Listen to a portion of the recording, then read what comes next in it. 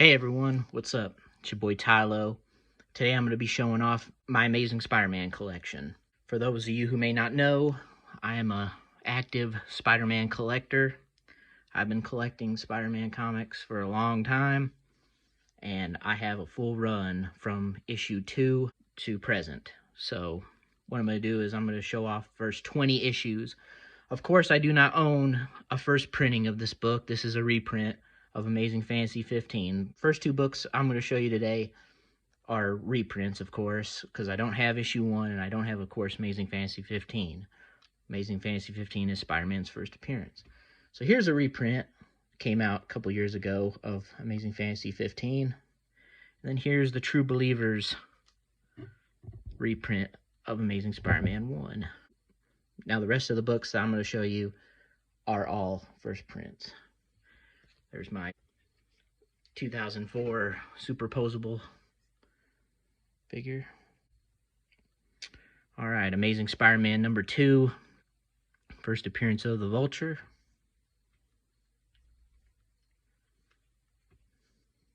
And Amazing Spider-Man number 3. First appearance of Dr. Octopus.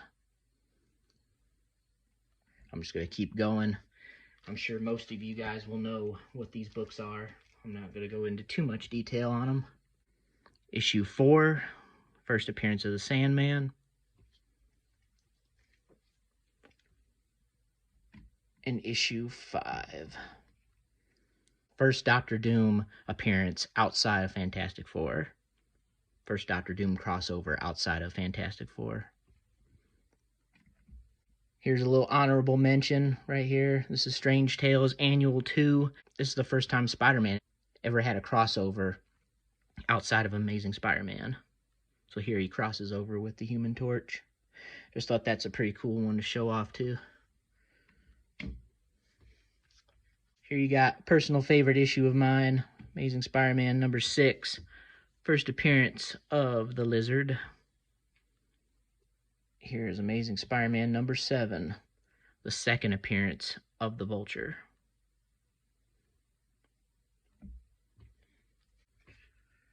Here's Amazing Spider-Man number 8. Significance behind this one is, of course, the first appearance of the Living Brain. And it's also the first time, after this issue, Peter Parker starts not wearing his glasses anymore. Amazing Spider-Man issue 9. First appearance of Electro. Electro was a fan favorite Spider-Man villain, one of my personal favorites as well. I have 2 rusted staples on this book is the only problem with it, but it's still a presentable copy in my opinion. Here we have issue 10. First appearance of the Enforcers and the Big Man. Spider-Man villains that you don't see much of nowadays. Amazing Spider-Man 11. Here's the second appearance of Dr. Octopus.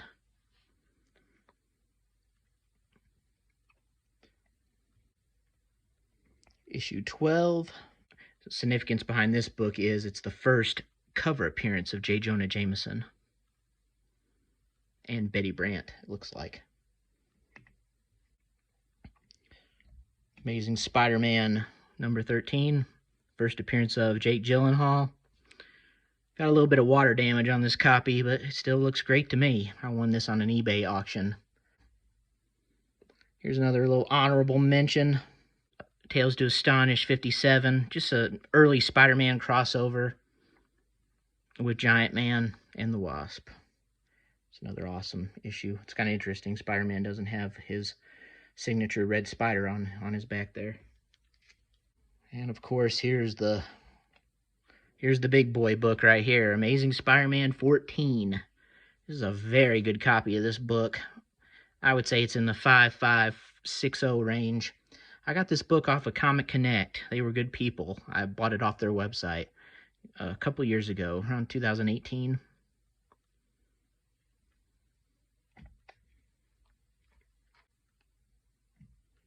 Another awesome book right here is Amazing Spider-Man 15. First appearance of Kraven the Hunter and the second appearance of the Chameleon. First appearance of Chameleon was Amazing Spider-Man 1.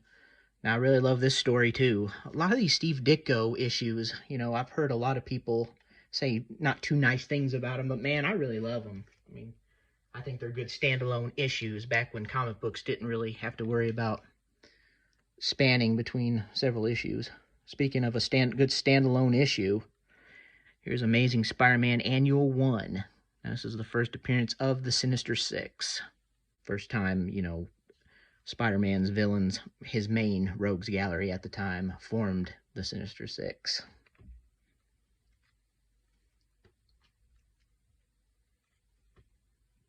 Here's Amazing Spider-Man 16. For those who don't know, this is the first time Spider-Man ever met Daredevil. This is an early Daredevil appearance back when he was still in his yellow and black costume. Just awesome, awesome book. And right after that, I'm going to put up Amazing Spider-Man issue 17. Second appearance of the Green Goblin. First appearance of his glider. His first issue, he had a broomstick.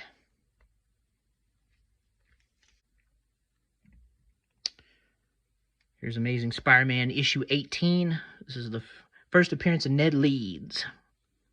Of course, Ned Leeds has been playing a big role in the Tom Holland Spider-Man movies. Classic cover right here. Of course, all these are classic covers. But here's a classic Ditko cover. Amazing Spider-Man issue 19. So the first appearance of Mac Gargan, who becomes Scorpion. They've actually used that image of Spider-Man swinging like that on promos and stuff. I know when the cartoon came out and stuff in the intro. And speaking of Mac Gargan, here's the first appearance of Mac Gargan as Scorpion. Famous Spider-Man rogue. So I've decided I'm going to show off a little bit more than just the first 20 issues. I figured we'd just go ahead and just show all of the Steve Ditko greatness, his run, him and Stan Lee's run. So we had issue 20. Now here's issue 21. I want to say this is first, if not second appearance of the Beetle. He may have appeared in another book outside of this book, but this is the first time he ever appeared in Amazing Spider-Man. A little bit of water damage, as you can see there, tip of Spider-Man's foot there.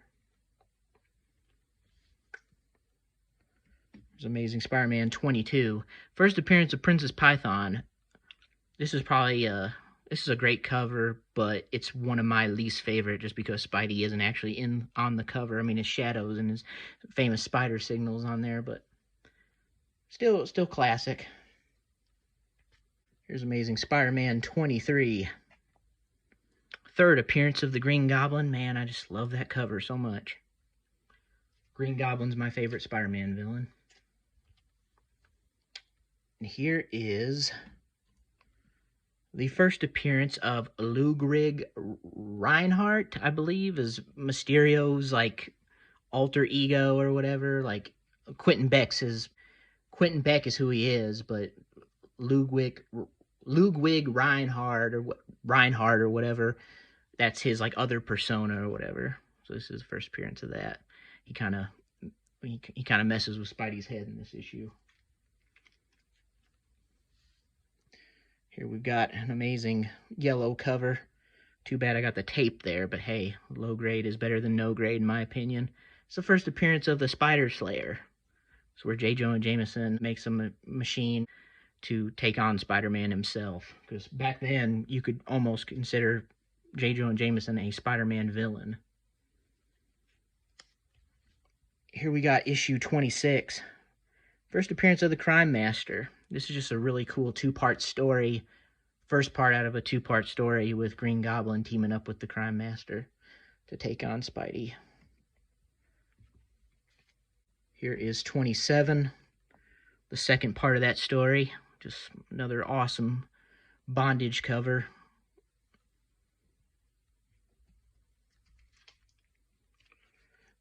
Gonna do this, issue 28. Awesome black cover. First appearance of Molten Man. Here's another awesome yellow cover. Just iconic cover. All these Ditkos are just iconic to me. Amazing Spider-Man Annual 2. The significance behind this book is this is the first time Spider-Man ever met Doctor Strange. I have a love and appreciation for comic books where characters meet. And this is when Spider-Man first meets Doctor Strange. So this is just an awesome book. especially when, around the time No Way Home came out last year. Just a really awesome book to have.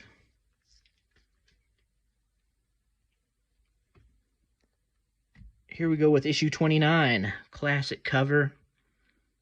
This is a second Scorpion. Second time Spider-Man fought Scorpion. Just really cool cover, iconic. I remember they used this image in Spider-Man Blue. If you ever read Spider-Man Blue, really good story arc. Here's Amazing Spider-Man 30. It's the first appearance of the Cat, who was a burglar. This is probably my second least favorite Ditko cover, next to the Princess Python. I still love it, still iconic. If I had to rank them, those two would be on my.